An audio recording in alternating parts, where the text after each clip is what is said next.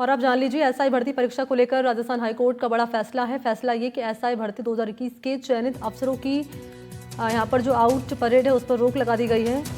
Training पूरी होने के बाद दी जाने वाली पोस्टिंग पर भी रोक लगा दी गई है। आउट परेड और पोस्टिंग हाईकोर्ट के आदेश के अधीन रहने वाली है। अंतिम निर्णय तक यही स्थिति बनी रहेगी, ये भी हाईकोर्ट ने कहा है। और अब तक इस मामले में 50 ट्रेनी एसआई गिरफ्तार हो चुके हैं।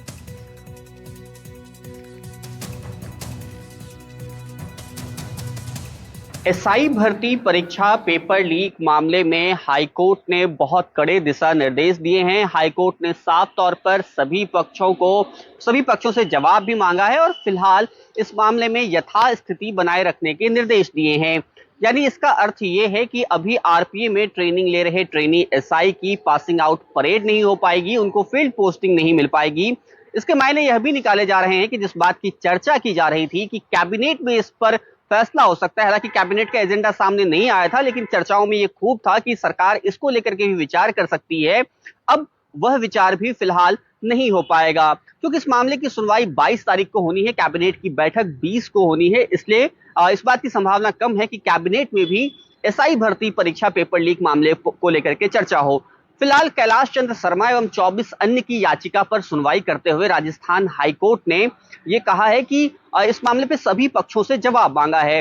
खासतौर पे गृह विभाग के प्रधान सचिव से, उनके साथ साथ आरपीएससी के सचिव से, पुलिस मुख्यालय से जवाब मांगा गया है, डीजीपी से, एसओजी के जो एडीजी हैं उनसे भी जवाब मांगा गया है। उन सबसे कहा गया है कि इस मामले में क्या स्टेटस है वो कोर्ट को बताया जाए। दरअसल याचिकाकर्ताओं की तरफ से यह दलील दी गई थी कि इस मामले में बड़े पैमाने पर फर्जीवाड़ा हुआ है और इसलिए ये जो पूरी भर्ती है उसको रद्द किया जाना चाहिए। उसके तमाम तर्क थे। आरपीएससी से जिस तरह से पेपर लीक हुआ, जो एसओजी ने अपनी चार्जशीट में बताया है, वो तमाम बातें उसमें शामिल थी। साथ ही साथ याचिकाकर्ताओं ने यह भी किया कि जब जांच एजेंसी के साथ साथ पुलिस मुख्यालय ने भी और डबल एजी ने भी ये रिकमेंड किया है कि ये भर्ती रद्द होनी चाहिए, तो आखिर सरकार इस पर फैसला क्यों नहीं कर रही है। जस्टिस समीर जैन ने सभी पक्षों से जवाब मांगा है और सभी पक्षों से जवाब आने के बाद 22 तारीख को इस मामले की सुनवाई होगी। अब देखना है कि कोर्ट इस मामले में क्या कुछ फैसला सुनाता है, क्योंकि ये काफी महत्वपूर्ण इसलिए भी है क्योंकि अभ्यर्थियों का एक धड़ा जो कि उस भर्ती परीक्षा में वंचित रहा, वो लगातार मंत्रियों से मिल रहा है, मंत्रियों पर दबाव बनाने की कोशिश कर रहा है, इस बात की कोशिश कर रहा है कि ये भर्ती रद्द हो जाए। वही जो ट्रेनी एसआई हैं उनके परिजन भी लगातार 2 बार अलग अलग समय पर धरना दे चुके हैं। उन्होंने भी अपनी तरफ से अपनी बात कहने की कोशिश जो है सरकार तक की है।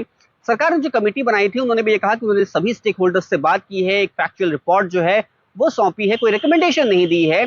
उस पर अंतिम रूप से फैसला जो है गृह विभाग को यानी कि मुख्यमंत्री को करना है। अब सारी चीजों के बीच यह देखना महत्वपूर्ण होगा कि कोर्ट में क्या कुछ जवाब सभी स्टेक होल्डर्स की तरफ से, खासतौर पर आरपीएससी, एसओजी, पुलिस मुख्यालय और गृह विभाग की तरफ से दी जाती है और इस पर कब तक अंतिम रूप से फैसला हो पाता है।